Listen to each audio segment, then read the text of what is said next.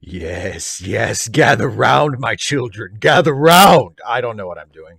Hi, everybody. Welcome to the show. Welcome to another edition of Ask Away. Thank you all for joining me, those of you who are here live in the live chat, and those of you who are watching in the archived version after the stream is over. Look, I know that on Wednesday night, after me and Dana got done watching Firefly, I made a little crack about how the people who don't watch the stream live are losers. And I didn't mean that. Okay?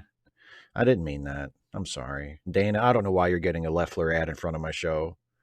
I wish you weren't.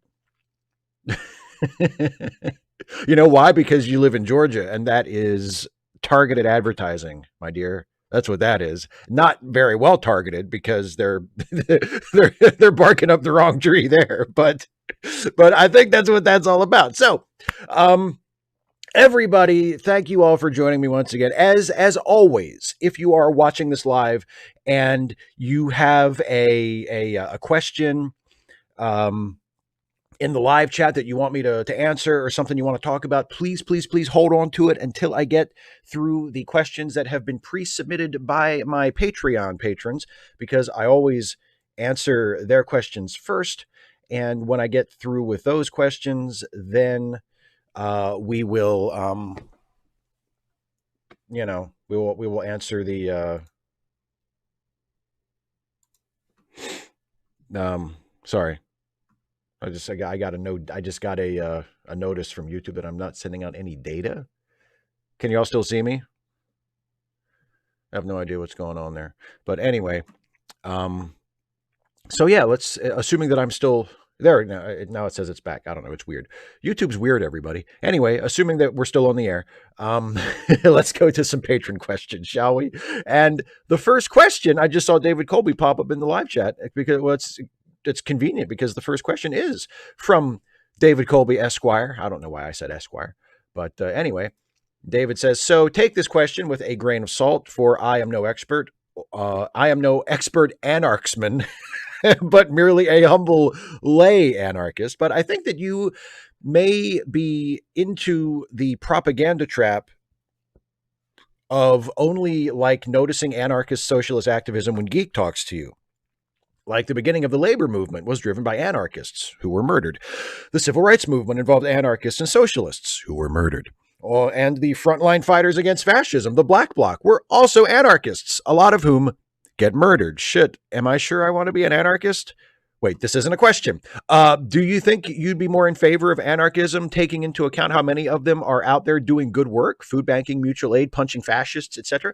Well, see, here's the thing: is I'm in favor of all of those things, and I applaud anarchists for doing that. And I do think people who do things like food banking and mutual aid and punching fascists and going to protests and standing against fascists and as you point out quite rightly, the role of our anarchists in the labor movement and in pushing the progressive movement just in general forward in the late 19th and early 20th century.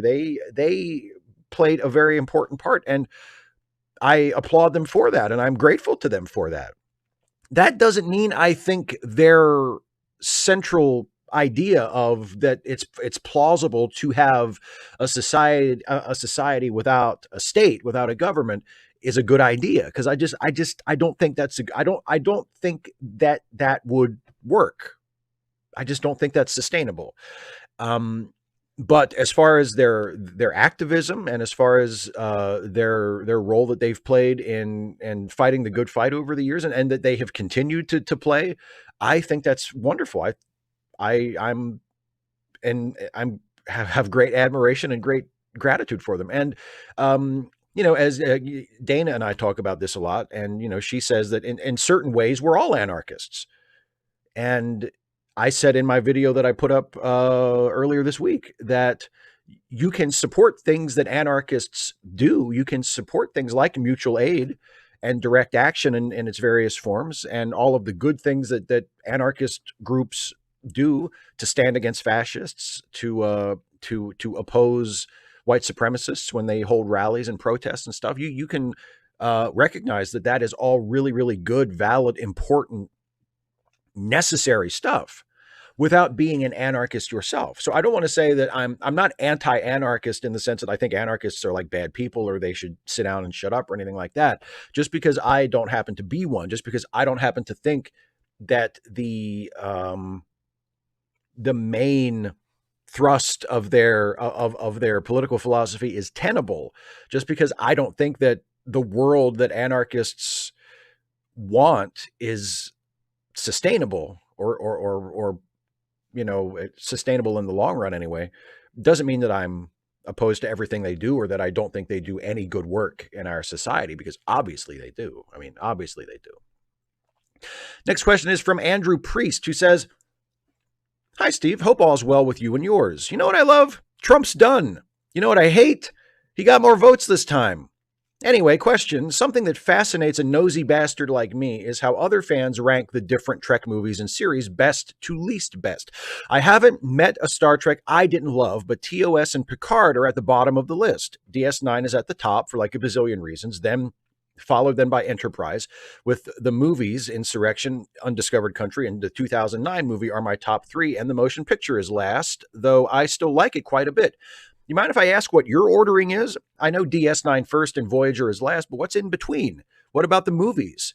Kind of a lame question, I guess, but to me, it's interesting learning more about big shot celebrities like yourself.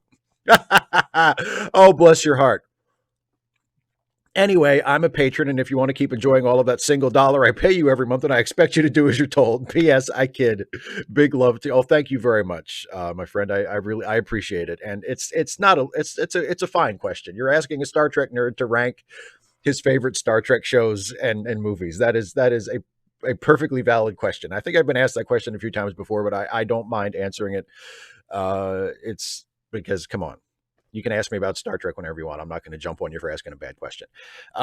My ranking of the series would probably go, DS9 is my favorite. After DS9, I don't know. After DS9, I would probably go TNG. And then after TNG, I would probably go Classic Trek. Then Discovery. It's hard to rank Picard because Picard's only had one season. So I'll go Discovery, then Enterprise, then Picard, then Voyager. How about that? Yeah. Those are for the live action shows anyway. I would have to, I left out the animated shows. So I have to throw them in there somewhere. But those would be my rankings for the live action shows. And for the movies, my favorites are from most favorite to least favorite. It would be Star Trek 2, Star Trek 6, probably First Contact, Star Trek Beyond, Star Trek 3. That's a good one. Insurrection. I'm starting to forget. Motion picture. No. Star Trek 2009, Star Trek Into Darkness, Star Trek the Motion Picture.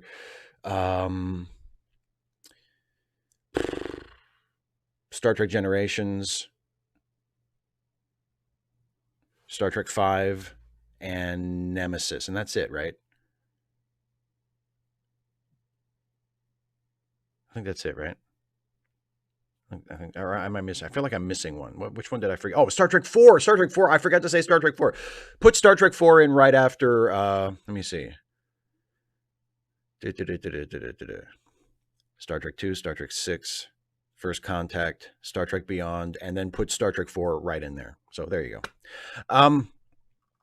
Nicholas Anderson, do you like green eggs and ham? I mean, it's been a while. If they're properly prepared. See, a lot of people think that, that like because the eggs are green, you're not supposed to salt them for some reason. You have to, with green eggs, you have to salt you still have to salt the eggs. Okay. Like the fact that they're green doesn't mean that they have a different flavor. You have to salt the green eggs. If they're properly prepared, I like green eggs and ham. Sure. Yeah. I mean, I wouldn't say they're my favorite. Wouldn't say I've ever gone to a restaurant and said, "You got green eggs and ham?" I feel like I've committed way too much to this bit. Is this even a bit? I don't know. Anyway, thanks for the question, Nick. Stephen Sutton says, can you settle a bet? Is the Terran Universe Republican Party better or worse than our version? I've got a pint writing on the answer with a philosophy graduate. Well, I hope that this is the answer you want to hear, because of course the Terran Universe Republican Party is better than our version. The reason they call it the mirror universe is because it is the mirror reflection of our universe. In our universe, the Republican Party is absolutely god awful. So in the mirror universe, it would be the opposite of that. So it would be better. It would be good. So yes, by that logic, the Terran Universe Republican Party is better than our version. So I am either going to congratulate you for winning the bet or offer you my condolences for having cost you the pint. So sorry. Get him up. If you lost the bet, get the person that you have the bet with. Just get him a pint of something cheap. Get him a pint of something, whatever the local swill is. Don't.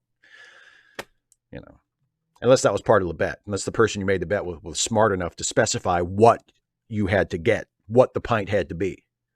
I mean, then like you're dealing with a chess master there. Then Danny K says, "Hi Steve, I was talking to a friend recently who has been getting into Star Trek, mostly watching TNG. They're not interested in watching the original series though because of how dated it is.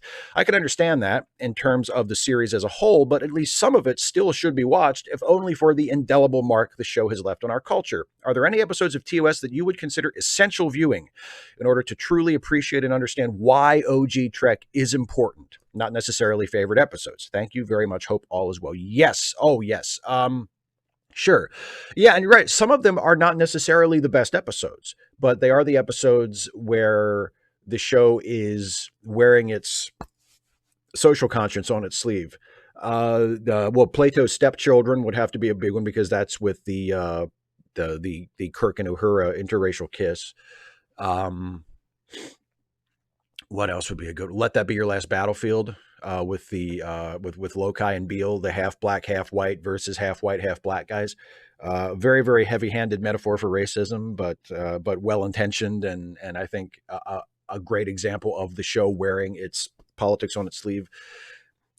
That's a good one. I mean, I like it. It's not one of the great episodes, but it's a good example of what you're talking about.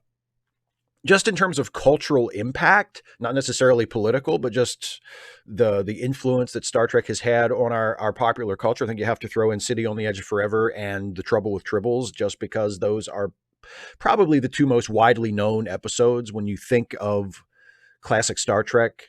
That image of Kirk half buried in that pile of tribbles is a very, very well-known image, as is the image of them standing in front of the Guardian of Forever.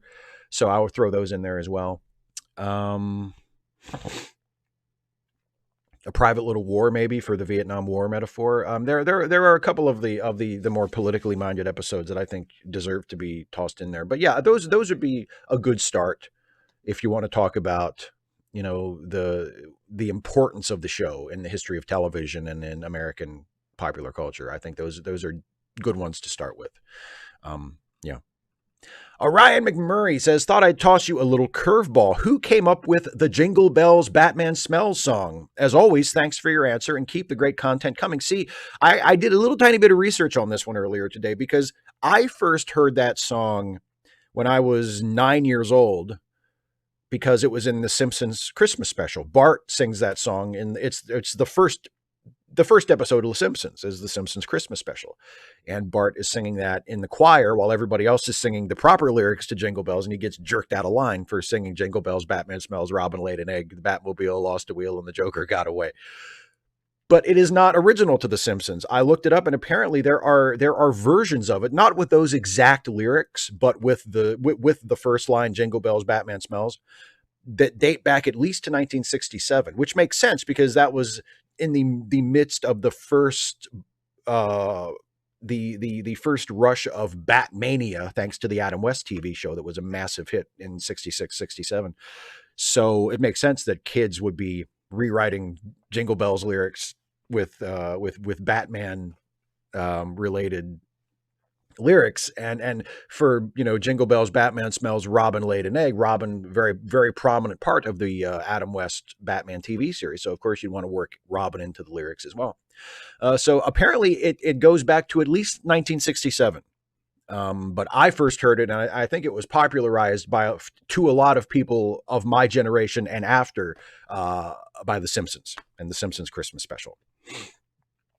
Jacob Monroe. Hello, Steve. Here's a scenario. You now have the authority to immediately induct up to 5 players, managers into the Baseball Hall of Fame, but you must remove a player or manager from the Hall of Fame for each person you induct. Who, if anyone, would you choose to induct, and who would you kick out to make room for them? I'm going to have to apologize to you because I cannot answer this question. I have no idea.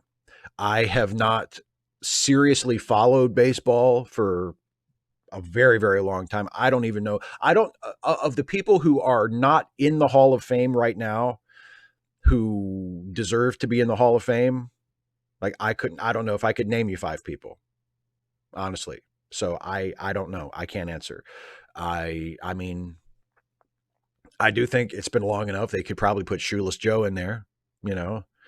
I think it wouldn't hurt anything to put Pete Rose in there, you know. And if you want to, if you so, and if you want to, if I have to take 2 people out to put them in, take out Judge Landis, because to hell with him, and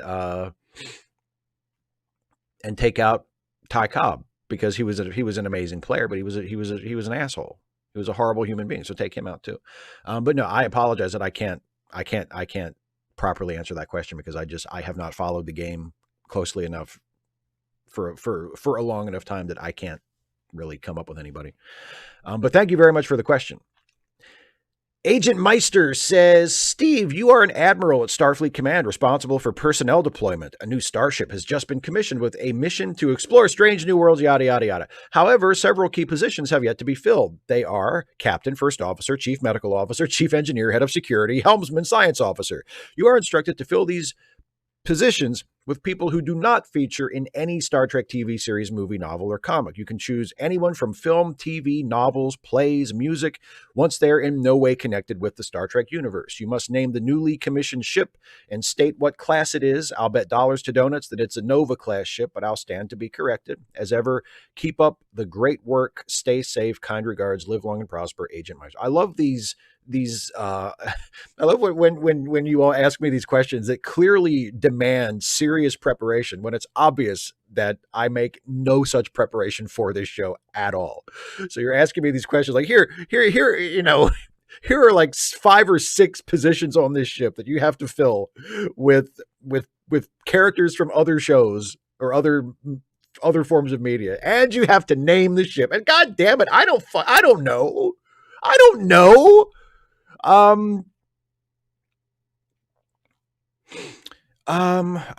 It's the USS Kit, and the captain is Michael Knight, and the first officer is Mitch Buchanan from Baywatch. So it's double Hasselhoff.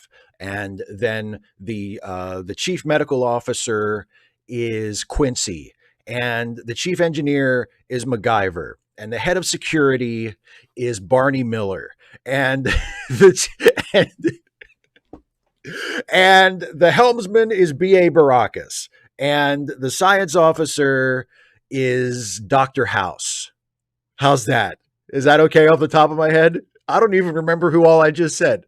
I'm pretty sure there were 2 Hasselhoffs in there though, because it's Captain Michael Knight and it's First Officer Mitch. So there you go. Yeah, that actually wasn't too bad for off the top of my head for just complete bullshit.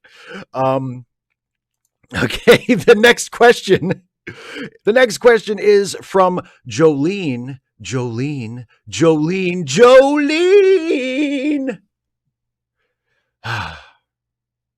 Jolene asks, in principle, I believe that every person has inherent value.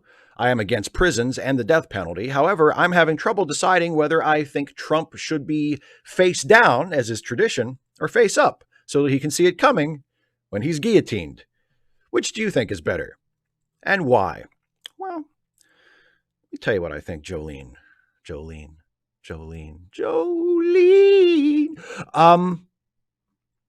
I mean, I got the graphic. I might as well use the fucking thing, right? I think that he should be face up so that he can see it coming. Although I kind of think, I mean, I appreciate the symbolism of the guillotine and sort of the historical significance of it. But if we're going to do like an old school, gruesome public execution of Trump, I would rather go even further back, like go back in history beyond the French Revolution and just have like an old school, like medieval executioner, just like a big dude with a black hood and a big ass axe. And he has to chop his head off. And the axe is kind of dull because he didn't sharpen it beforehand because he knew it was going to be Trump. And have Trump lay there and have him be face up for this too. So he can see the axe coming down and see the guy just fucking hacking away. Maybe that, but face up either way, Yeah, that's what I would say. And thank you for the question, Jolene.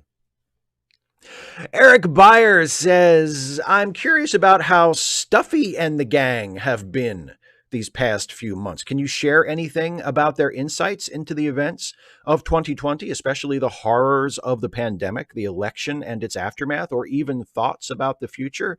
Thank you and the gang for all you do. I don't really know if I should answer this question, so I will turn it over to someone else who can answer this question, Eric, better than I can. Stuffy, would you like to take it from here, my friend?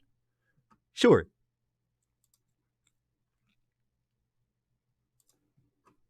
So, hi, everybody. 2020 has been a hard year. The pandemic has absolutely sucked. It's been really frustrating to see the minimal support that regular people have gotten.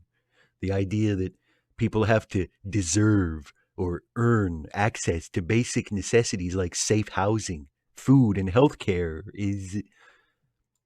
I don't understand that.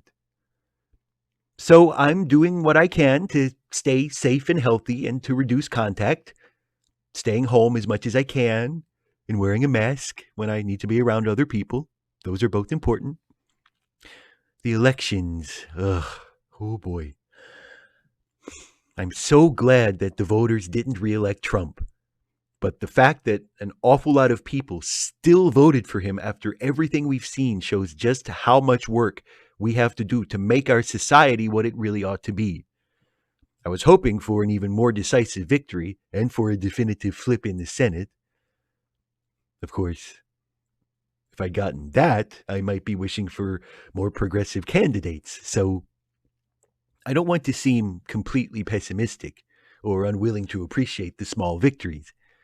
It's just that we still have so far to go.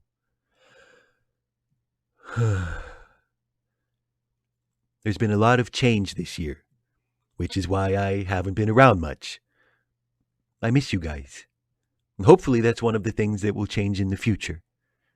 So I guess keep doing what you can to make our world better than it is today. And remember to be kind to yourselves. And I'll see you soon. Thank you, Stuffy. There you go. There's a little Stuffy with a little message for you. What do you think of that? I didn't expect that, did you? I asked him to do that right before the show, and he agreed to do it. So it was very nice of Stuffy to do that. Next question is from some random geek who wishes they could radicalize liberals in under 1,000 characters.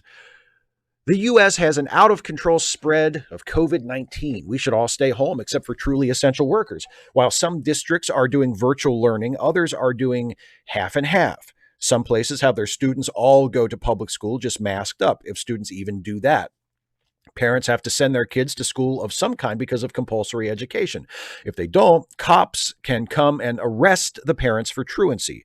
So, in some places in America, parents are forced to send their kids to school in meat space during a pandemic, or else they will be arrested by their government.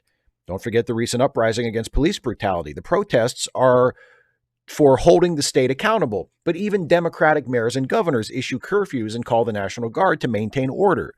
Can't you see how anarchists view the state as an unjustifiable coercive hierarchy? The state needs the police to maintain their order, hence abolish the police. Well, there's a lot going on in here. I don't know if the situation as far as school I don't know if it's that bad.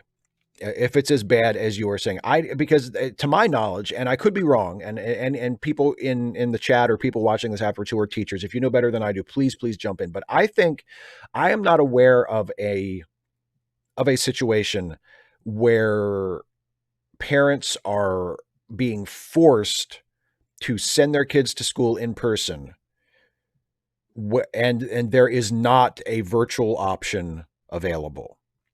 You know what I mean? I feel like uh, I think most, if not all, school districts are at least offering a virtual option for parents. Now, not all parents can take advantage of that. Not all parents are equipped to send their kids to school virtually, to get on the internet or whatever, but the option is being offered.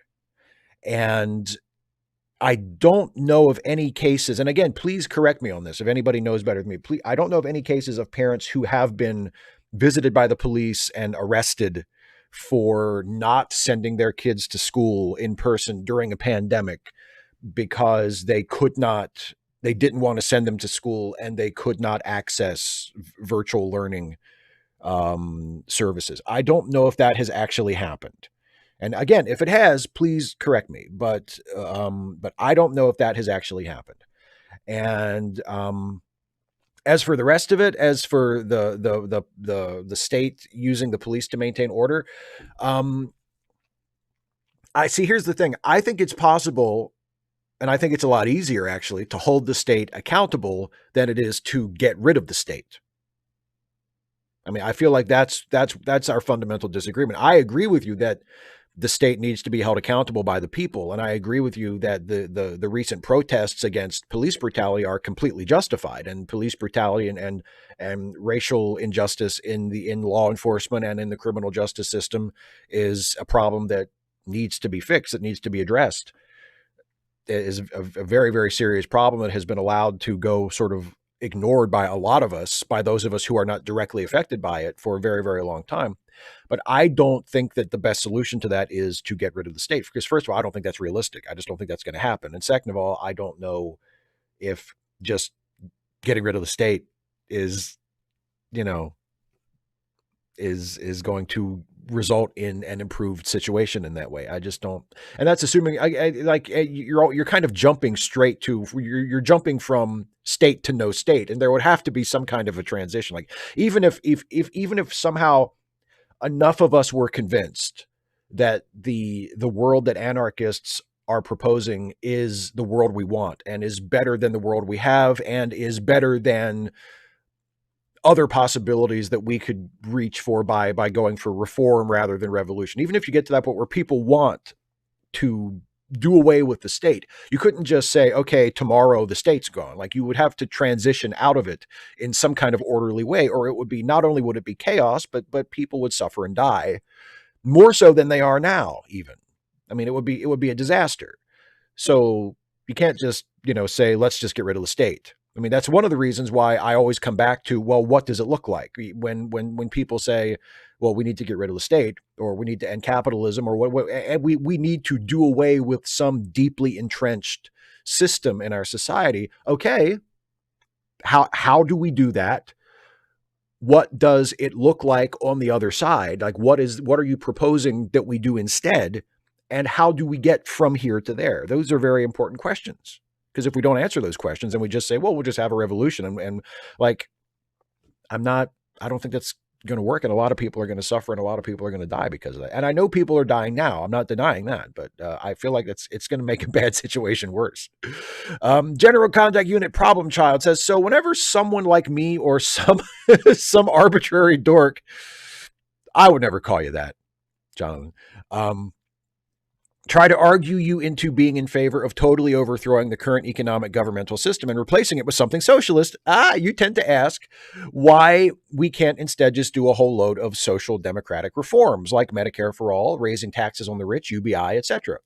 Setting aside the fact we don't believe you can ever get to full social justice by just doing social democracy, one of the main reasons socialists are wary of just doing a whole load of social democratic reforms is that so long as you don't fundamentally change how society is structured, those reforms can always be undone by future conservative governments. I mean, look at how Reagan, the Bushes, and Trump knocked down so much of what FDR and LBJ built up. By contrast, in a fully socialist society, right-wingers would literally have to do a revolution to change things back to how they were before. I mean, do you have any response to that concern?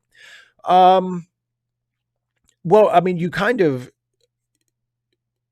you kind of addressed it there at the end by saying, well, if right wingers wanted to change things back to how they were before, they'd have to do a revolution. But I mean, like, what would stop them from doing that? Especially if they could convince enough people that the new way was undesirable. I mean, and especially if you go full, you are saying socialist, but you also referred to some random geek into a lot of my anarchist friends who believe in a stateless society.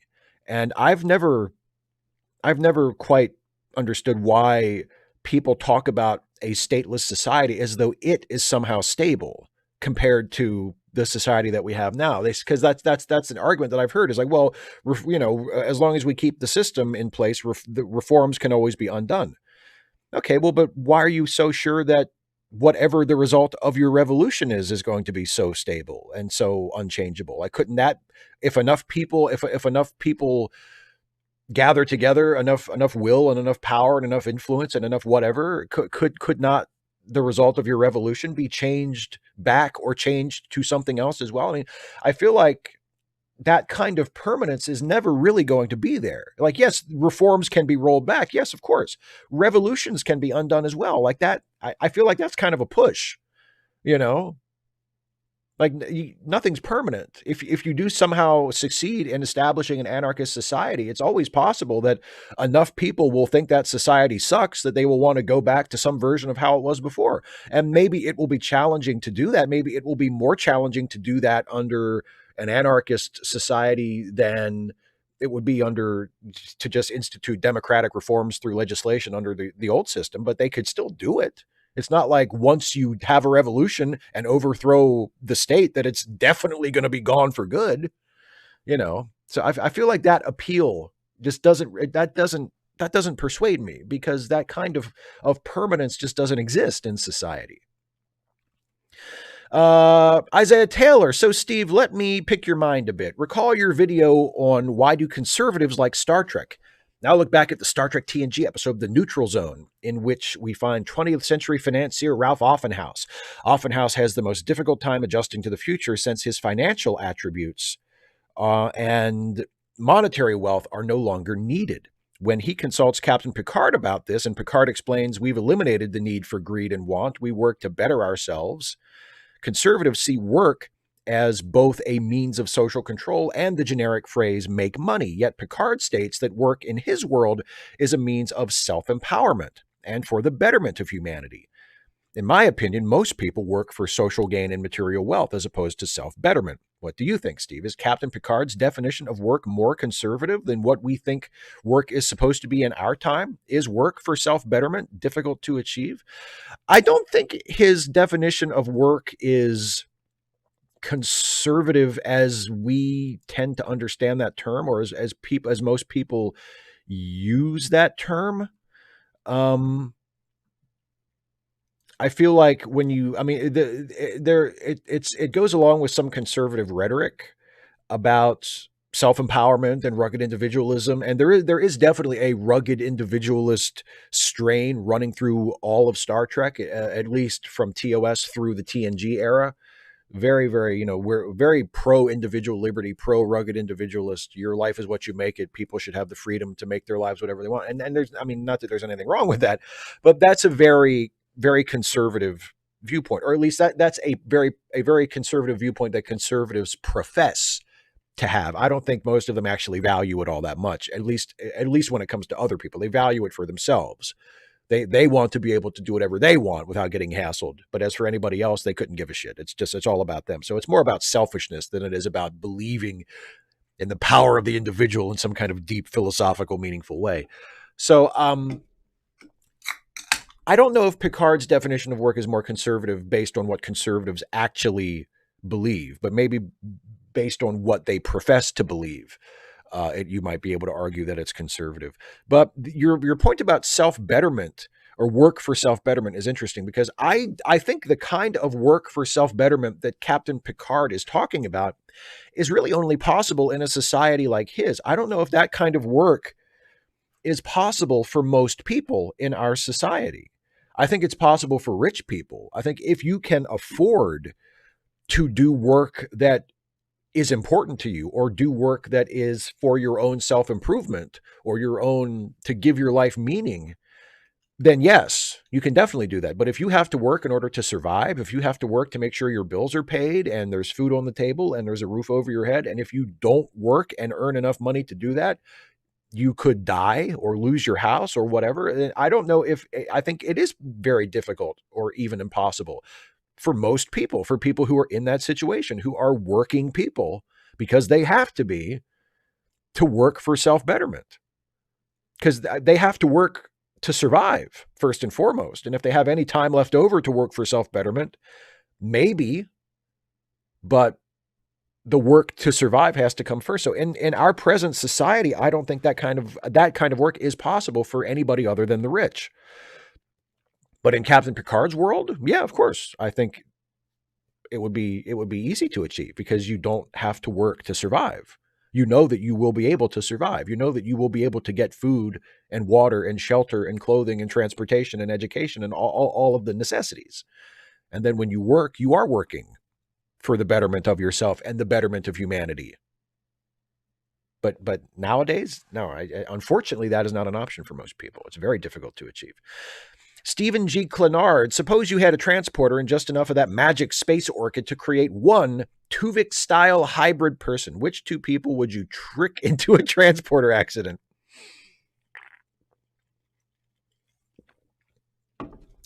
Bonus points for a cool or funny hybrid name. Also, do you think it would work on more than two people? And if so, which group of people would you Tuvixify? I'm going to keep it to two people. I feel like if I go for three people, that's going to just make it a lot more complicated. And I'm right now kind of vamping and trying to think of two people, because I really have no idea. I'm really not good at questions like this. So, which two people would I trick into a transporter by accident to turn them into a Tuvix style hybrid?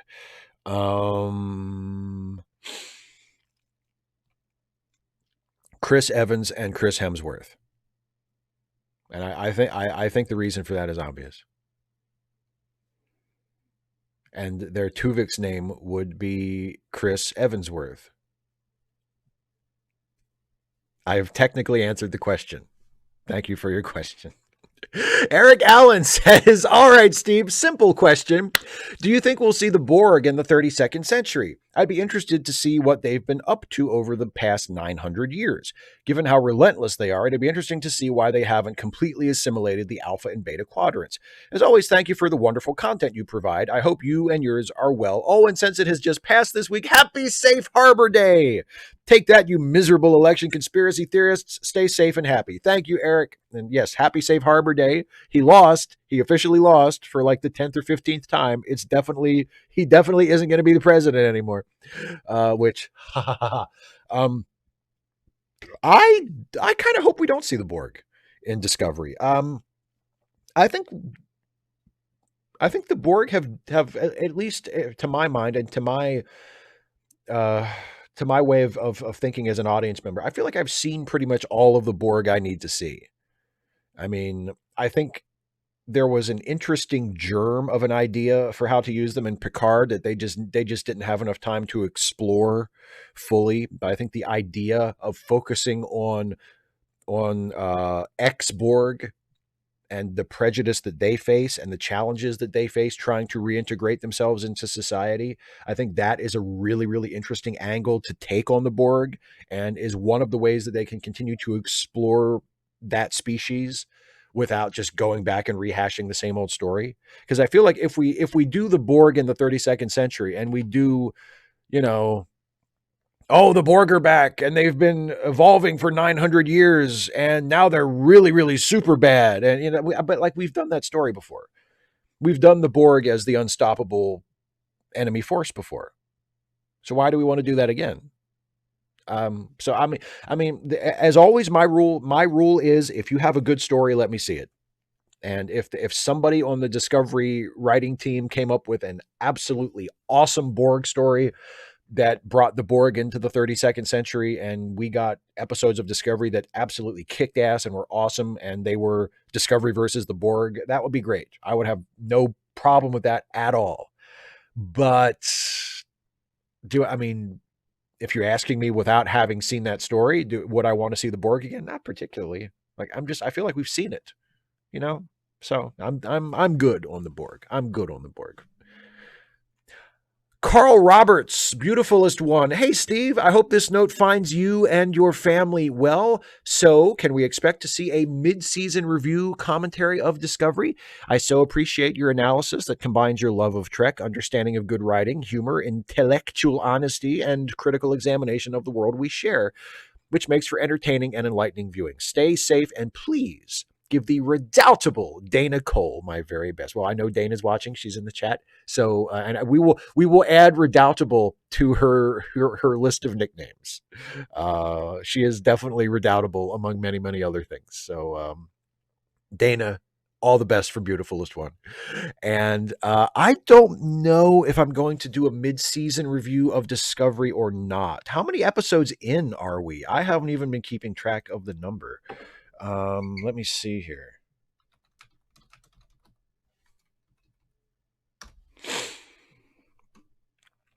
What was the last episode what was this week's episode?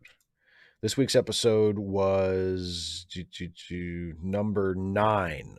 So we're already halfway through. So I'm probably not going to do a halfway through video this year. I'll probably wait until the season is over and then do just a full season review. But I'm definitely going to do a Discovery review. I mean, I'm not going to ignore Discovery. I'm going to do a Discovery review video, but I don't think I'm going to do I don't think I'm going to do a mid-season this time because I missed it. It's my own fault. I should have done it like 2 weeks ago and I just didn't do it.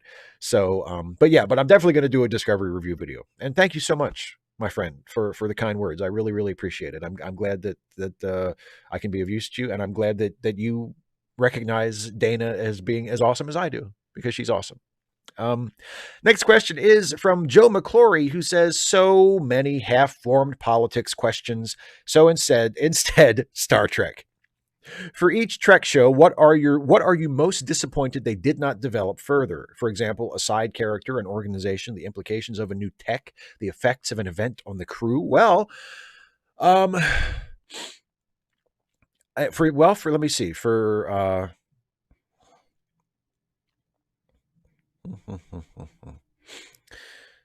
As far as the effects of an event on the crew for classic Trek, I mean, it would have been interesting to have a little bit more of an impact for the events of City on the Edge of Forever for Kirk, because we were sort of shown as though he was in love with Edith Keeler, and he chose to let the woman he loves die in order to preserve the future. And it's clear that it's really weighing heavily on him at the end of that episode. But then by the next episode, it's like it never happened, because that's just the way TV worked back then. But I would have been interested to see some more lasting impact of that for TNG. I don't know, maybe better development early on for Wesley. I feel like Wesley definitely got the short end of the stick in terms of writing in the first couple of seasons. For DS9, I feel like Ducat's daughter, Zial, wasn't really very well served. Zial was one of the few recurring characters on DS9 that I think they really dropped the ball with. Most of the other recurring characters on DS9 turned out to be, I mean, fantastic. I mean, think about it. Garrick, Ducat, Damar, Nog. But Zial just never quite got there. And like I said, when I did a video a few years ago where I mentioned her, when I originally watched the series when it was on, I didn't even realize she was played by 3 different actresses. Like I didn't even notice, because she just wasn't a very well drawn character. What else? Voyager, obviously, there's all kinds of things. I mean, show the impact of their predicament, show the impact of their situation. You know, like, let me see it weighing on them that they don't think they're going to get home. You know, and as for the rest of them, I don't really have anything. I don't know about. It's been so long since I watched Enterprise all the way through. I can't really think of anything. And Discovery and Picard. I don't know. I mean, with Discovery, you could say Arium maybe, because Arium was not very well developed at all, and they gave her like a whole bunch of character development right before they killed her off. So that was kind of just ham-fisted writing, you know.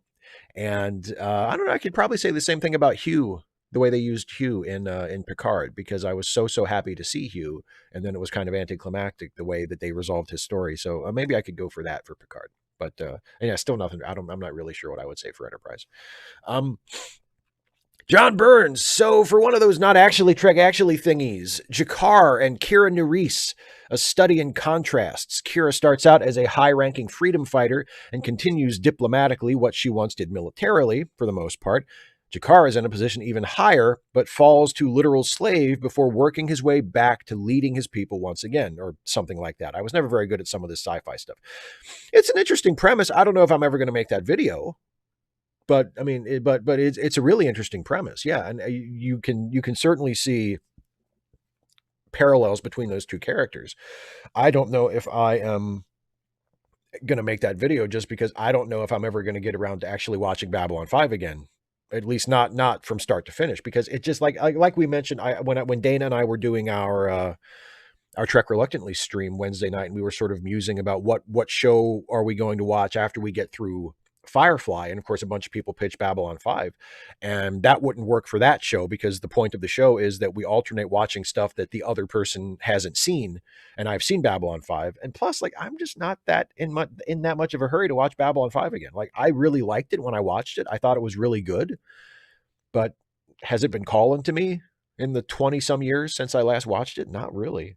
I mean, it's just a good show that I liked when it was on, and that's it. So I'm not like super eager to go back and watch it again. But it's a really good idea for a video, sure. Dataport Doll. Evening, Steve. When I was younger, I despised message shows. 15-year-old me would say, couldn't you be more nuanced? I attribute some of this resentment to growing up under endless adverts for Captain Planet. In college, I wrote a story for a creative writing class about a succubus trying to corrupt a priestess through her dreams, by the end opting to prefer the dream world where she can be a human in lieu of finishing her mission, and the tragedy that it was ephemeral. When it came time for feedback, instead of discussing any of the themes I wrote, the whole class focused on, wow, here's a demon, but she has feelings? Like the premise alone was too much to bear. Fast forward to YouTube, and I see comments on Trek clips like, wow, Picard is owning this SJW. And I have been left in a more zen place where I realize people are too stupid to see subtlety, let alone the blatant message. So, Steve, I would like to hear your position on message shows, particularly in Star Trek. I sort of compartmentalize, because if a show has a message that I think is a good message, a message that people need to hear, a message that our society as a whole would do better to take in and to follow, then I cut shows like that a lot of slack in terms of how well their dramatic presentation is. And some of it is what you're saying. I feel like for the message to get across to a lot of people, you can't do it in a very subtle way. Now, you can do it in a more subtle, nuanced way, and it will be a better show or a better movie or a better story, what have you. It will be superior artistically in the opinions of a lot of us, but it won't land in terms of the message. So if the message is important to you and getting the message across to people is important to you, you kind of do have to smack them in the face with a hammer. And that can take down the artistic value of it, but it will raise the social value of it. I mentioned the Star Trek episode, Let That Be Your Last Battlefield, which is a super obvious allegory for racism and why racism is bad. And that's a very important message. And it's a very important message that was originally broadcast during the civil rights movement in the 60s. And it's a message that a lot of people needed to hear. And I think it was very, very good of the producers of Star Trek to use their platform, to have their network television show that was never like super highly rated, but was still watched by millions of people every week, and use that platform to spread this message, to say, hey, this is important to us as the people who make this show, and we think this should be important to you too. We think prejudice and bigotry and discrimination are bad things. And we as a society should be working to move beyond that and to correct these injustices. We think that's important, and we want to send that message to you with our show. I applaud that.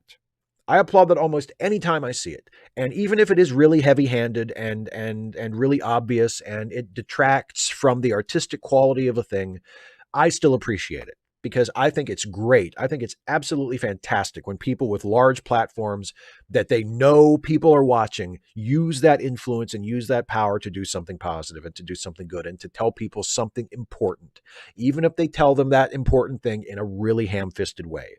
I cut people a lot of slack for that because I think the message is very, very important.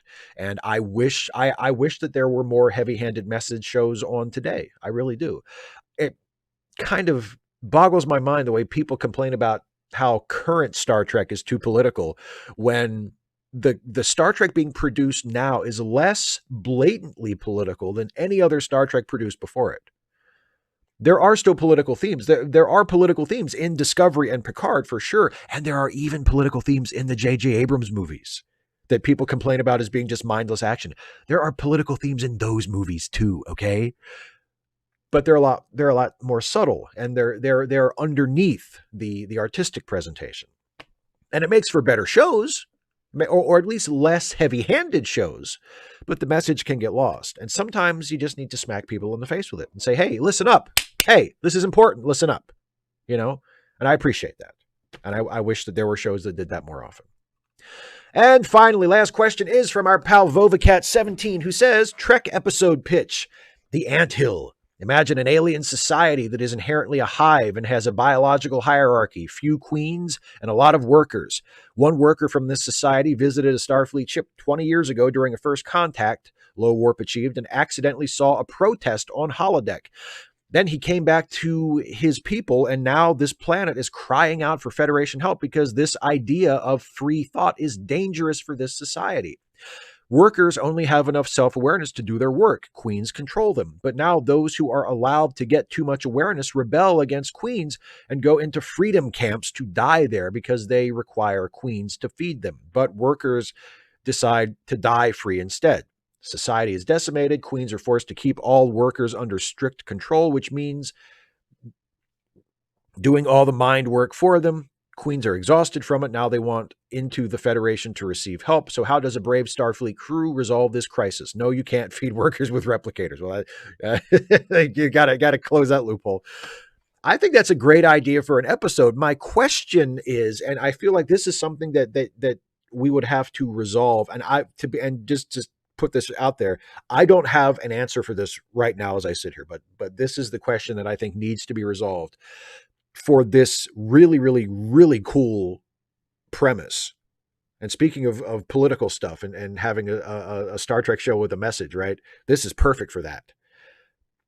But we need to figure out what that message is. What are we trying to say?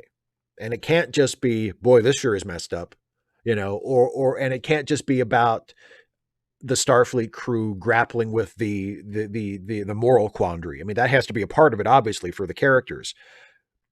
But what are we trying to say? Are we trying to say that some societies can't support like ideas like individual freedom? Or I mean, are we saying that some societies should be allowed to be authoritarian in some way? I feel like that's not a message we want to send, and I would not want the episode to carry that message, whether it was intentional or not. I would not want people to be able to watch the episode and go, yeah, some societies, you should just leave them alone. And if it works having the queens boss the workers around, then just let them do it. I don't know if that's a message we want to send. So we would have to figure out a way to tell this story in a way that doesn't send that message, but at the same time also acknowledges the difficulties in changing a society like this, or introducing potentially disruptive ideas into a society like this. These are the questions we would need to answer before we move forward with actually writing this episode. But it is a really great idea. It's a really great idea. Like I wish I had thought of it.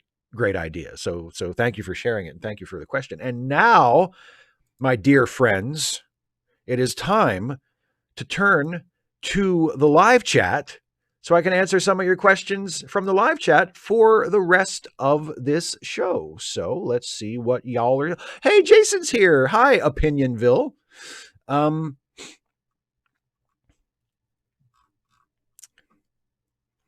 see. Geralta Trekkie says, question from one auteur de fanfic to another. In the pilot of the new Battlestar Galactica episode, that there was a Firefly class ship taking of. So would a crossover between Battlestar Galactica and Firefly work?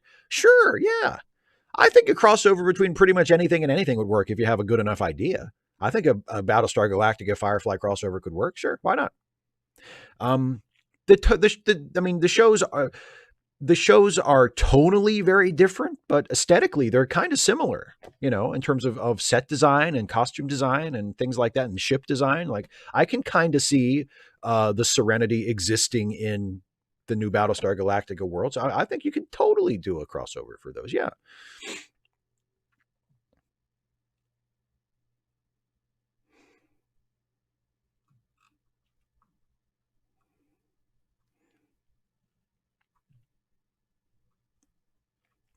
Jamie J says, I want to thank you for your advocacy work video. One of the most common questions I have received from LeftTube viewers has been confusion on how to start working toward positive change.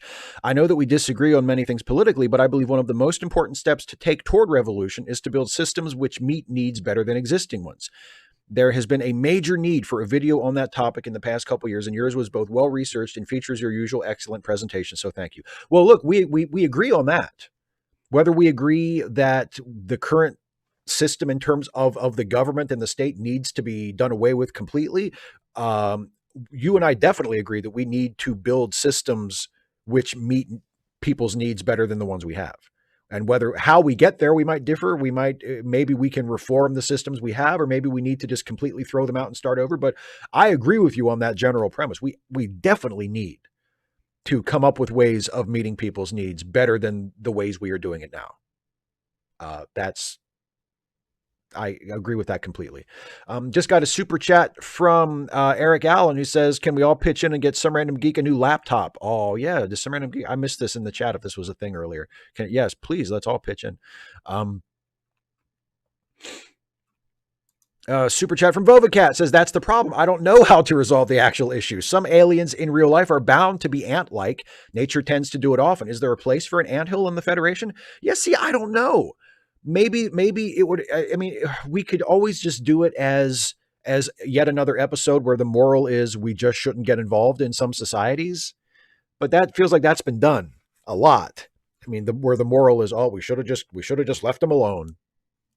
And I don't know, but because I don't know if there is a place for an anthole in the Federation.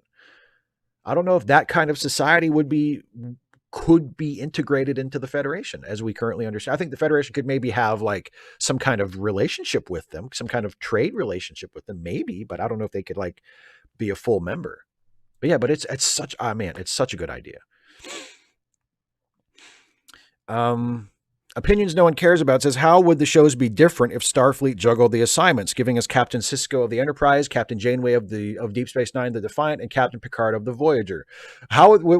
I guess they would transfer Picard to Voyager right before it gets lost in the Delta Quadrant. I mean, that's interesting. I don't know. I mean, it might have been fun to do when there were multiple shows in production at the same time, like when DS9 and Voyager were both on at the same time. If they could have figured out a way to swap like a member of the ship 1 week just for like a stunt, just for like a sweep stunt, that might have been neat. I don't know if I would really want the show. I don't know if I would want that to be a regular thing where the characters were swapping different shows. I just feel like that. I just don't see what you would gain from that other than like a gimmick. But they kind of did that on DS9 when they had the mirror universe version of Tuvok show up at one point.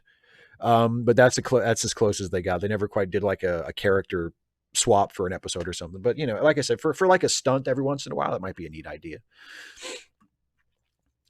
255 AD says Tillis is trying to get a bill passed that will make it a felony to violate copyright on sites like YouTube or Twitch. If it passes, will you feel safe continuing to do what you do? I will, because I don't think any of my stuff violates copyright, or at least doesn't violate it that egregiously. Like I don't use copyrighted material if I can possibly avoid it. You know, even if I'm doing it, even if it's fair use, like in my Star Trek videos, like I could probably show video clips of the episodes I'm talking about, and it would qualify under fair use, because I'm, in addition to making fun of the episode and doing my goofy sort of tongue in cheek episode summary, I'm also analyzing the episode and talking about the themes and being a critic, and that would typically fall under fair use. So I could probably use full video clips instead of the still images that I use, but I still use the still images just because at this point it's just the style of the series. But so I mean, no, I personally wouldn't feel worried about it, but I don't know, maybe if I did more video essays where I'm using extensive clips of uh, of copyrighted works, I might be a little nervous. But even that, I feel like if you challenge that, most people would probably win more often than they would lose, because it's obviously fair use.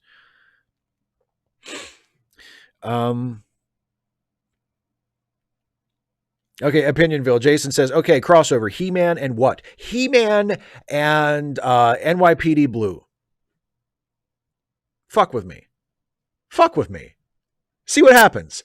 He-Man and NYPD Blue. We'll do that crossover right now. Okay? Prince Adam and Man-at-Arms and Tila and Orko are testing out an experimental spaceship that Man-at-Arms has just built over the weekend, because it's his hobby to build spaceships, and they get pulled into a solar storm. And at that same moment, Skeletor, who is trying to steal the secret technology aboard the new ship, is flying at them on one of his ships from Snake Mountain, and both ships get pulled into the solar storm and thrown to the other side of the galaxy. Basically the same shit that happens during the Christmas special, and they end up crashing on Earth in New York in the mid-90s. And they run afoul of the detectives of the 15th Precinct. And it's got to be during the Jimmy Smits years, because that's when the show was like. So we get Sipowicz interrogating Prince Adam, who can't turn into He-Man because his sword has been confiscated, and Jimmy Smits is working over Man-at-Arms and trying to figure out what his deal is, and Medavoy is flirting with Tila and completely failing and making a complete fool of himself. It writes itself. It writes itself. He-Man and NYPD Blue, the greatest crossover ever. Dana asks, have you been reading anything other than The Dispossessed? And if so, what? I've also been reading Under the Jolly Roger, but you know about that too. So other than that, no, I'm not reading. I am not reading anything other than The Dispossessed or Under the Jolly Roger, which we are also reading together. So I can't say no. Other than that, no. And I'm really, really, really, really loving Under the Jolly Roger. It's a really fun book. Dear Alta Trekkie, coming off on the Jacob Monroe question concerning baseball, did you watch Who's on First, and can you recite it? Oh, man.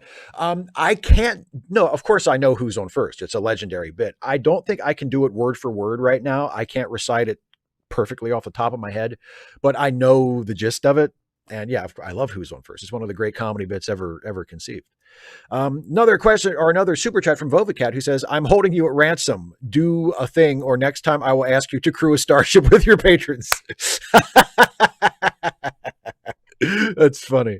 Shit. Liam Foley, did Captain Kirk have any other option besides killing Gary Mitchell? That would be a good subject for a Trek Actually video. I should maybe put that on my list. It's been a while since I watched that episode, so off the top of my head, I would say he probably didn't, but I have to watch the episode again to see. Maybe he did. I don't know. David Colby says, I'm watching Star Wars The Clone Wars and have decided that the Jedi are evil. Did you know they use flamethrowers on living people? Jesus Christ, Jedi, what the hell? That's pretty fucked up. I didn't know that. That's not cool. That's not cool at all. 255 AD question, would you want to live on Anarish? I'm a big fan of communism and anarchism, but I don't think I could stand living in a bloody dormitory. No, I would not want to live on Anarish at all. No.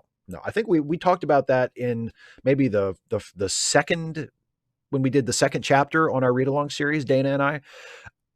No, I would never want to live on Anarish. No. For one thing, I just don't like that kind of a society. I wouldn't like living in a dormitory either. I just don't. I'm not.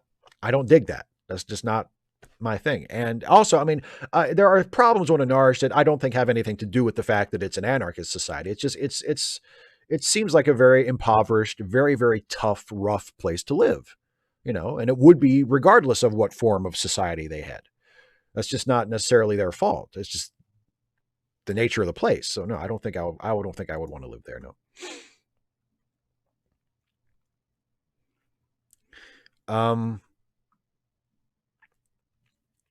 Opinion.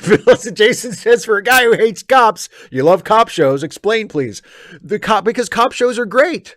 Not all cop shows, but come on, NYPD Blue is a great show. Homicide: Life on the Street is a great show. It's great drama. Now, do I have to balance that with my awareness that police in real life are a huge problem? Yes, I do. Do I find things about the shows that are problematic because of that? Absolutely. But does it stop me from recognizing that I think they're great drama? No, it doesn't. I mean, God damn it. Jimmy Smits and Dennis Franz are two of the best in NYPD Blue are two of the best actors, so perfectly suited for their characters with such beautiful writing that as good as anything that's ever been on TV. So yeah, I mean, I guess that's me. Hate cops, loves cop shows. Dana says, you and Jason should perform it sometime, meaning who's on first. Is it in public domain? Can you do that? I don't think it is in public domain, actually. But I would do who's on first with Jason. And later on, he says, I'm willing so long as I'm Costello. Okay. I'll be Abbott. I'll be the straight man. Just got a super chat from Harry Garrison. Thoughts on the new Star Wars shows announced yesterday? I mean, I don't really have any thoughts on them because I don't really know. I'm excited about the Obi-Wan Kenobi show. I think that's really interesting. And the apparently one of them is going to be a Rogue One prequel, which is interesting. So that's kind of cool. But I mean, I'm not like super excited about any of them. I'll probably watch them. I mean, if they all end up actually being produced, I'm sure I'll watch them. Yeah, because I've enjoyed The Mandalorian for the most part. So I'll watch them, and I'm interested in seeing Ewan McGregor as Obi-Wan Kenobi. I'm interested to see him play that character in something that has the potential to not absolutely suck. So I'm curious about that. But other than curiosity, I can't really say anything because I don't really know a whole lot about him. Vovacat says, my initial idea was that ants should be either completely human-like or extremely alien bugs in appearance. Which one is better? Probably humanoid. Well, humanoid is more typical for Star Trek, but if you wanted to make them extremely alien, I feel like technologically we could probably get away with that now. So why not go for that? John Burns super chat says, if you like a good cop show on Netflix, there's a British cop show from the BBC called Line of Duty. It's on Netflix here in Canada. Thank you. I'll keep that in mind.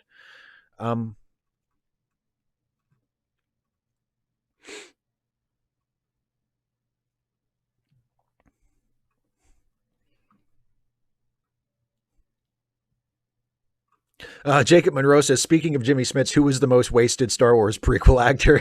Jimmy Smits. Jimmy Smits. They cast Jimmy Smits as Princess Leia's adopted father, and he's in it for what, 5 minutes? Come on.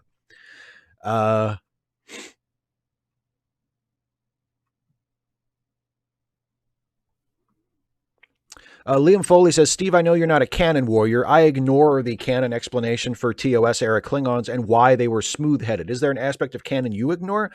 There's not because I don't really care about it, I never really feel the need to ignore any of it. The Klingon thing does annoy me because I just thought it was completely unnecessary. I thought like they burned 2 episodes in their last season on explaining why Klingons look different from TOS to TNG or TOS in the movies. Like we really needed that explained canonically. Okay. Cause I never gave a shit. Cause the answer is it's a retcon, they came up with better makeup and they had a bigger budget. So they changed the way the Klingons looked because that's the way they wanted to do it. And it's a made up fake TV show and they can do that. And that's the explanation. And everybody knows that. So why are we wasting time explaining it? So, but I don't ignore it. I just don't. I find it superfluous. You know. 255 AD says, if you crew a starship with your patrons, can you make me the computer? General Contact Unit Problem Child is the name of a fictional alien super AI. Sure, you can be the computer. Derogatory Trekkie says, the first time I noticed Jingle Bells Batman smells was in the movie Jingle All the Way. So question, what do you think of the movie with Arnold Schwarzenegger? I mean, it's a fun, bad movie. Like, it's a terrible movie, but I can watch it and have a good time. Phil Hartman is really good in it. And Schwarzenegger is fun. I kind of like comedy Schwarzenegger. It's not a good movie at all. It's not a movie that I feel like I would want to watch right now. But if I was in the mood for it, if I wanted to watch like an enjoyably shitty comedy, I could watch Jingle All the Way. Sure. Super chat from John Burns says, line of duty is from the point of view of a division of the British version of Internal Affairs, investigating cops set in Northern Ireland. Now that sounds cool. That sounds interesting. I would love to see a show about cops, about internal affairs, about cops that investigate cops, because in most cop shows, the internal affairs guys are always cast as the villains. And to me, like in real life, those guys are the heroes. They investigate dirty, like their job is to investigate other cops. They're heroes, So yeah.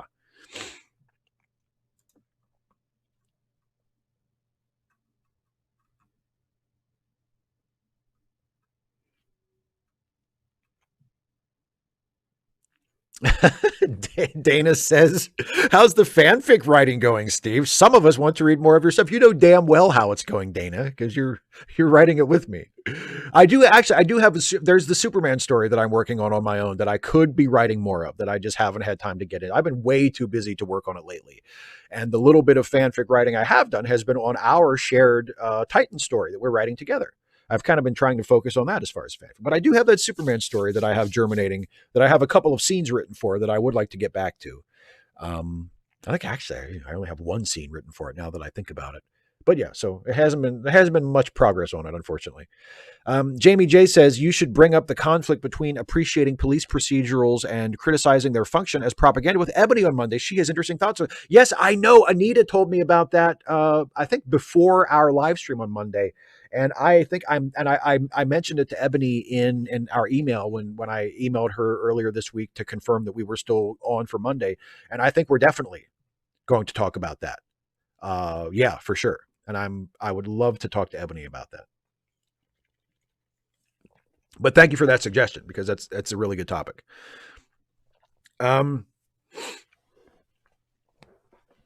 Deralta Trekkie says, question, who's your favorite character on Agents of S.H.I.E.L.D. and why is it either Coulson, Fitzsimmons, the Cavalry, or Quake? And why is it not Grant Ward? Oh, Ward, I thought Ward was all right.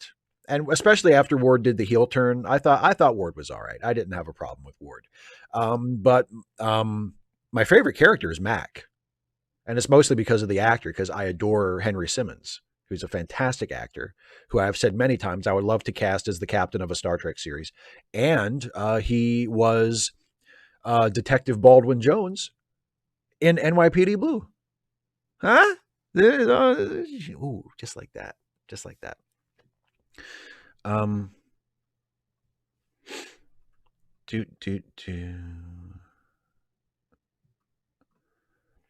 David Colby wants to be the helm officer. Okay, you can be the helm officer. Oh,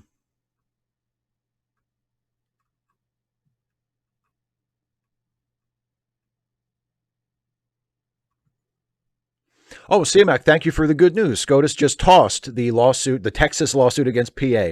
Ha ha ha ha. Good. Dana says, but did they include what the hell in their response? 255 AD, I don't think violating copyright should be a felony. No, I don't think violating copyright should be a felony. Absolutely not. Dana, I'm going to write more. I'm going to write more fanfic. I want to write more too. I just need to find time to do it.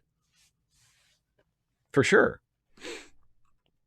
Another super chat from John Burns. If Line of Duty is a show you end up liking, will you consider watching Dark Matter? Or did I just go across a line in the super? No, you didn't. I mean, it's just, there's only so many hours in the day, and there's only so many shows I can watch. And And honestly, sometimes when I have time to watch something, I don't feel like watching something new. I feel like watching something I've already seen because it's comfortable and it helps me relax. And it's just, I mean, I'm sure, I don't know. I can't promise that I'm going to watch any particular thing. I don't know if I'm ever going to watch Line of Duty. I just know that it's a really interesting premise for a show. It sounds interesting from what you've told me about it. Um, Deadport Doll says, so you've transitioned from news analysis to interviews, and Kevin Logan has transitioned from interviews to mostly news analysis. Did you two decide to swap character sheets? We were totally drunk at the time.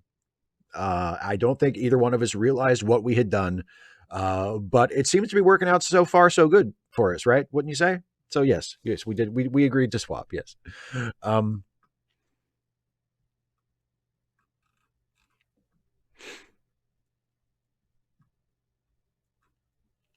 Pedro Noguera says, do you like the DC character, The Question? I think originally a Charlton character. I would love to see your take on a conspiracy theorist in a fanfic. I would be down for doing a fanfic with a conspiracy theorist character, but I do not know enough about The Question specifically to do a fic with The Question in it, because I'm not familiar enough with the character. But the general idea of incorporating a conspiracy theorist into a story, into a fanfic story, especially a superhero story, is very intriguing to me for sure. Super chat from Redneck Gamer. It was a very short decision, 7-1. And the best part is Trump's picks also rejected it. See, oh boy, when you're hand-picked Supreme Court justices, throw your shit out the window because you obviously have nothing. Oh, it warms my heart. Super chat from Eric Allen. Speaking of homicide, I'd love to see Andre Brower as a lead in a Star Trek show and captain a Starfleet ship. Oh, that would be cool. Andre Brower is such a good actor. Andre Brower on Homicide is so goddamn good. Yes, 7-2. Yes, not 7-1. 7-2. Redneck Gamer. Thank you. Thank you for paying an additional $2 to make that correction. I appreciate that. Yeah, Andre Brower as Frank Pembleton in Homicide is so goddamn good. Jeez.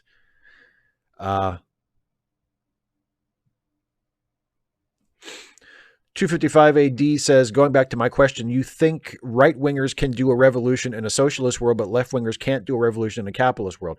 I'm not saying that they can't. I'm just saying it would be incredibly difficult. And if the assumption is that after the revolution, that whatever is set up after the revolution would somehow be more stable or more permanent, I just don't see how that's a valid assumption. When if one revolution happened, then another revolution can happen too. I just feel like a lot of people who say we need a revolution, they talk about what will happen after the revolution as though after the revolution, whatever they put in place will just last forever or will be impervious. And I just don't see why that is a reasonable assumption.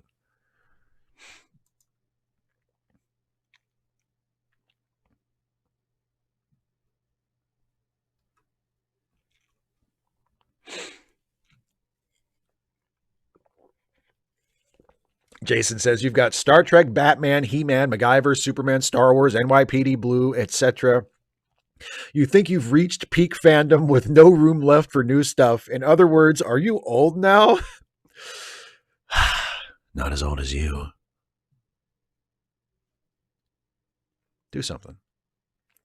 I don't know. I'm not old, maybe set in my ways. Stubborn, maybe. Lazy.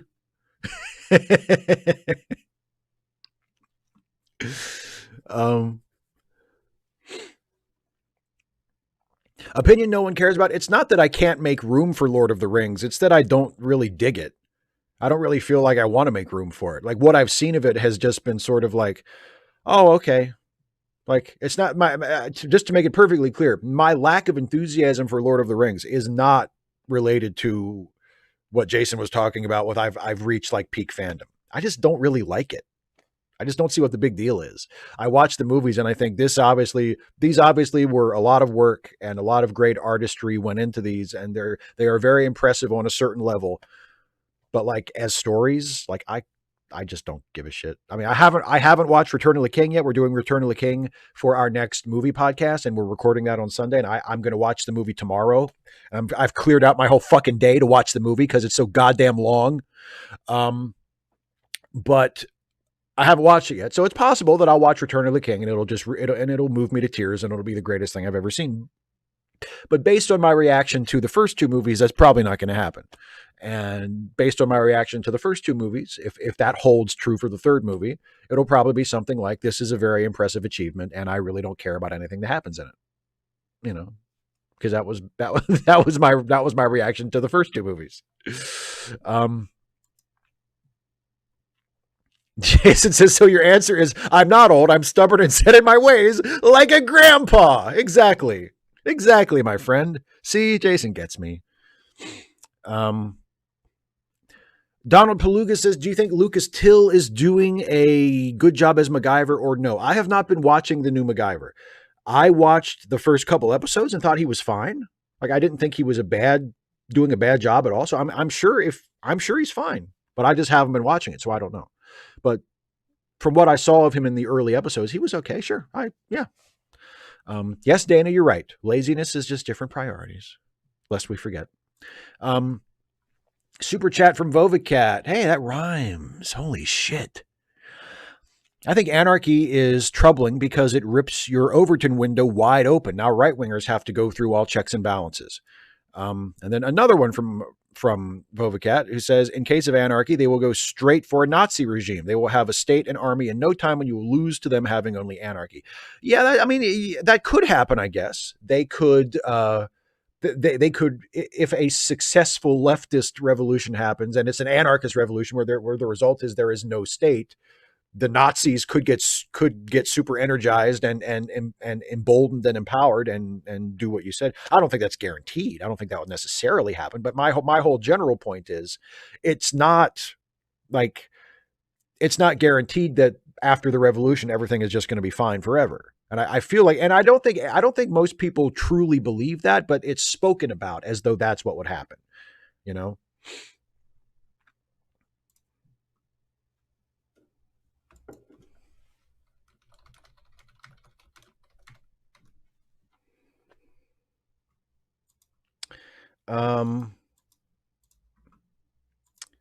Let me see here. Deralta Trekkie says, what do you think of the new Magnum PI? Again, I haven't watched it, so I can't. With that, I have at least watched a couple of episodes of the new MacGyver. I watched like the first two episodes when it started, but I have not watched any of the new Magnum PI. Like, I have not watched a single episode, so I can't like speak to that at all. I did notice that the guy who plays Magnum in it does not have a mustache, which to me is a form of sacrilege. Like, I don't know how you can do Magnum without a mustache.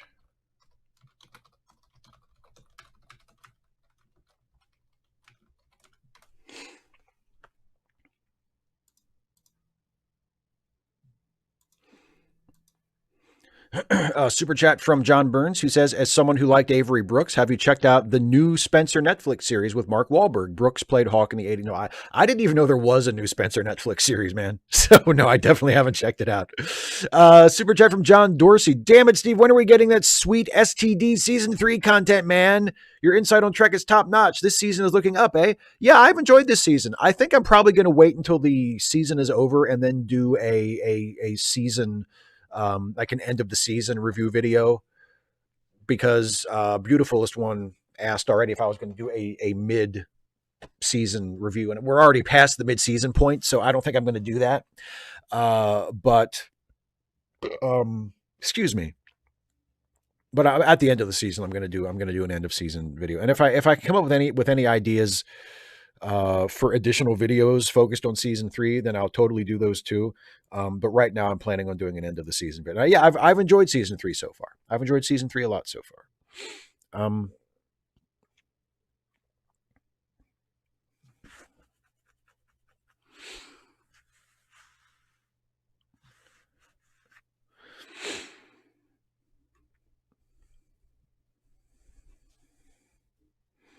Liam Foley says, wouldn't a socialist-based society where everyone's basic needs are met be more stable than a capitalist society? Where, yeah, potentially, but socialist society doesn't necessarily mean stateless society or a society with no government.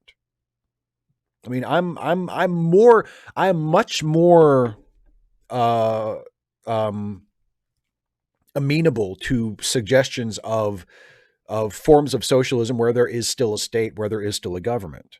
It's a completely stateless anarchistic society that I feel like just isn't going to work. At least isn't going to work at this moment in history. I mean, further down in the chat, some random geek mentioned certain indigenous societies that were anarchist and maintained the society for a long time. But did any of those have 320 million people in them? And I mean, and you could say like, well, you know, an anarchist society wouldn't have 320 million people in it either. We would break down into smaller societies. Well, says who?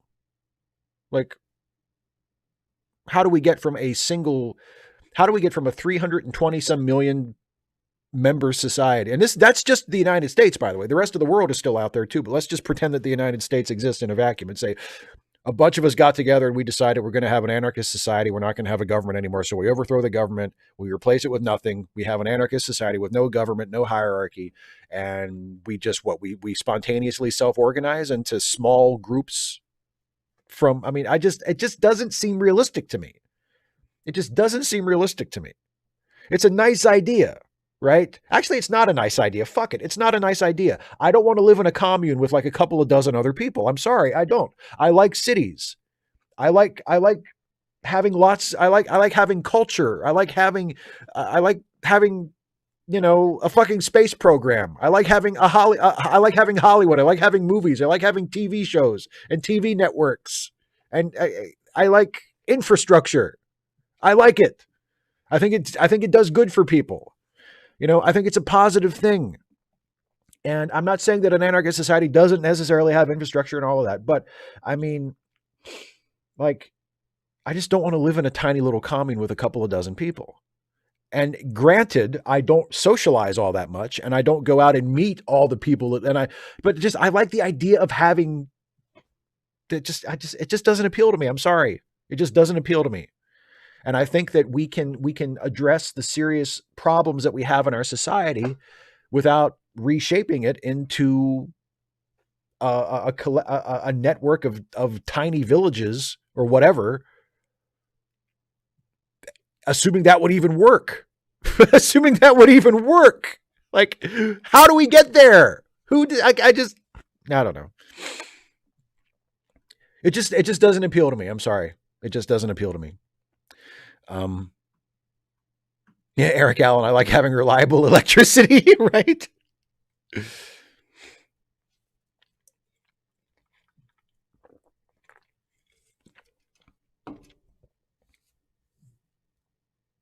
Jamie J. Well, that's good. I'm glad. I mean, Jamie J says, speaking as an anarchist, I have never advocated for destroying urban living. Well, I mean, I'm sure that there is a broad diversity of thought on the subject among anarchists. I have no doubt about that. Phoenix Espresso says, what's your opinion on the argument made by many people that Joe Biden would have most likely lost the election if COVID had never happened? I don't think that is a given. I think Biden would probably have won even without COVID. I do think COVID helped him, but I don't think that Biden would have, because here's the thing. When we actually got the final election result, the election wasn't that close. Like, it's not like Biden just barely squeaked by because of COVID. It was a bit too close for comfort in certain states, but Biden won those states handily. Like, it was close in Georgia, but he clearly won. It was close in Pennsylvania, but he clearly won. It wasn't down to a couple of hundred votes. He won by thousands and thousands and thousands of votes, and he won by he won by the same electoral college majority that Trump won by last time, and he won with 7 million more popular votes. So it's not like Biden just barely squeaked by. He won decisively. It wasn't a landslide by any means, but he won decisively. So this idea that if he hadn't had that if there hadn't been a COVID pandemic and that Trump hadn't completely botched it, that Biden would definitely have lost. I just don't see how you get there. Maybe he would have. Like maybe he would have. Maybe he would have lost. I don't know. But do I think it's a given that he definitely would have lost? And honestly, I think that's just defeatist. That's one of the things that really, really annoys me the most about people on the far left who are understandably disillusioned with the Democratic Party is this defeatist bullshit.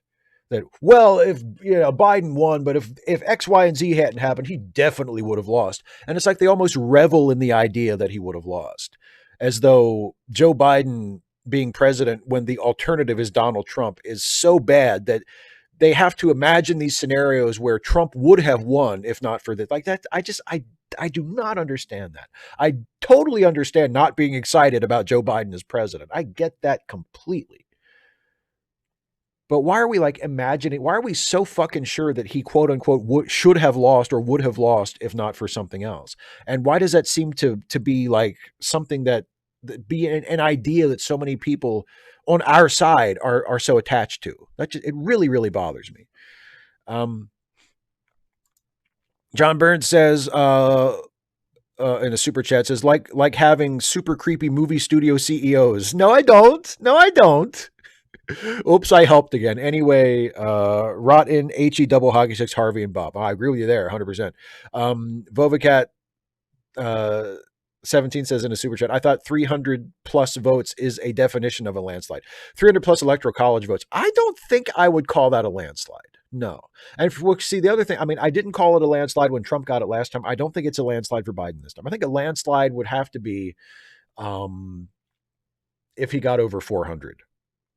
I think if Biden got over 400 electoral votes, that would be a landslide.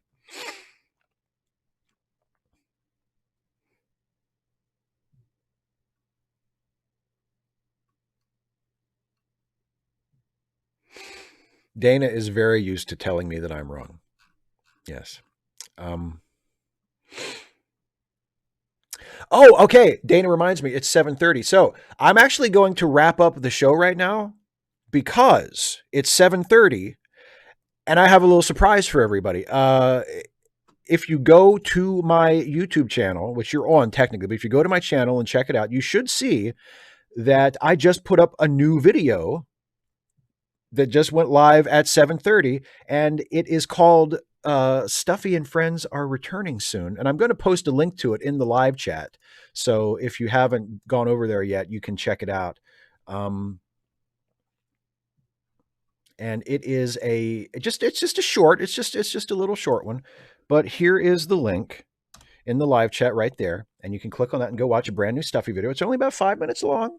It's just a little preview of something that is coming in the future. I can't promise when. I can't tell you exactly when more Stuffy episodes will be coming, but they will be coming soon-ish. Like in the new year, we will be doing new Stuffy episodes. And we're really excited about it. And I'm really looking forward to it. And I'm going to read John Burns' super chat since he just yelled at me about it. So John says Biden needed over 50% to win. Same with Hillary, same with Gore. Clinton didn't. Why? Because H. Ross Perot 1 year. Yes, exactly. Perot split the Republican vote. Yeah. That's another thing. Biden won a majority. He won not just the largest plurality, but he won a majority of the vote. That's not doesn't mean that it wasn't a landslide, but he won decisively. So the defeatist stuff just really bugs me. But anyway, brand new Stuffy video. Think of it as like a promo for the upcoming videos. And it was fun to shoot. And it was fun to make. And hopefully we will have new Stuffy videos coming to you very, very soon. But that's just a little bit. It's just a little preview for everybody. For upcoming Stuffy and Friends is what we're calling the new series. The old series is over. The new series, we're starting fresh with a brand new season 1, and the new series is Stuffy and Friends. So there you go. So go watch that video. And in the meantime, I'm going to wrap this up. Thanks, everybody. Oh, Duralta Trekkie, am I doing a stream on Christmas or on New Year's? I might do one on New Year's. I'm not doing one on Christmas. I think I'm taking the week of Christmas off. So there will not be, well, Yeah, so there wouldn't. So Christmas would be the next one of these. So there probably won't be another one of these until January 8th. But yeah. So anyway, that's it, everybody. Don't forget about the charity links in the video description that are maintained by our friend Some Random Geek, who is kind enough to sort of curate this list of PayPal links and fundraisers for friends of ours who need a helping hand, who are going through some troubles financially. And if you have a few bucks to spare, please help them out. Also, if you want to help me out, you can go to patreon.com/Steve Shives for a contribution of any amount per month. You can submit questions to Ask Away to be answered ahead of time. That's the first segment of the show where I answer patron questions. Patrons at any level get to do that. If you are a patron, also, if you're a patron at any level, you get to vote in the monthly polls to choose new topics for Trek Actually videos. If you're a patron of $5 a month or more, you get a shout out at the end of a Trek Actually video. And also, don't forget, because both of my co-stars are watching the show tonight and are in the chat, to listen to the Let Me Listen podcast. You can listen at letmelistenpodcast.com, or also on SoundCloud or via RSS using your favorite podcast app. Links to all of those things are in the description. I appear on 2 of the awesome, wonderful Let Me Listen podcasts. The first one is Late Seating, the movie review podcast, where Jason and I review a classic film and see if it lives up to its reputation, whether that reputation is good or bad. Our most recent episode went up last week, and it's about the classic war film, The Great Escape. Our next episode, which will go up next Friday, will be our review of The Return of the King, which we're recording on Sunday. And today, just today, the new episode of our Star Trek-themed comedy podcast, The Ensign's Log, which now also co-stars the wonderfully talented Dana Cole, is up as well. You get to see to listen to Dana portray our therapist on the show, which we have never actually, we've talked about this character quite a bit. We've never actually had Dr. McKenna appear on the show. So Dr. McKenna appears on the show in the new episode of the Ensign's Log, brought to wonderful vivid life by the amazing Dana. And Jason and I don't, in all modesty, Jason and I are pretty amazing in it too. It's just a good show. It's a good show.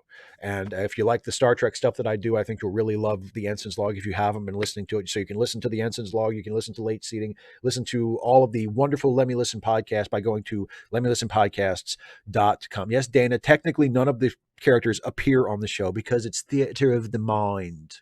It's an audio medium. Yeah. So anyway, letmelistenpodcast.com. Listen to our shows. We work really hard on them. God damn it. You should listen to it. Harry says, my finances are finally at a place where I can join your Patreon. I think I'm going to do that. Well, that would be very much appreciated. Thank you very much. Don't do it if you're not sure you can do it. But if you can afford it and you think I'm worth it, I of course, I'm eternally grateful for everybody who is my patron. For sure. So, yeah, that's it. Thank you all so much for being here. Thank you all so much for watching. I will see you Monday for the next conversation stream, where my guest will be Ebony Adams of Feminist Frequency, and we'll probably talk about police procedurals, among other things. And then next Wednesday, Dana and I will be back for our Trek Reluctantly watch along. We will be watching the 3rd episode of Star Trek Deep Space Nine, A Man Alone. And then a week from tonight, Dana and I will be back again for the next chapter of The Dispossessed for our Read Away series. So that is what is coming up in the near future. Thank you all so much for watching. Have a great weekend, everybody, and I'll see you later. Bye.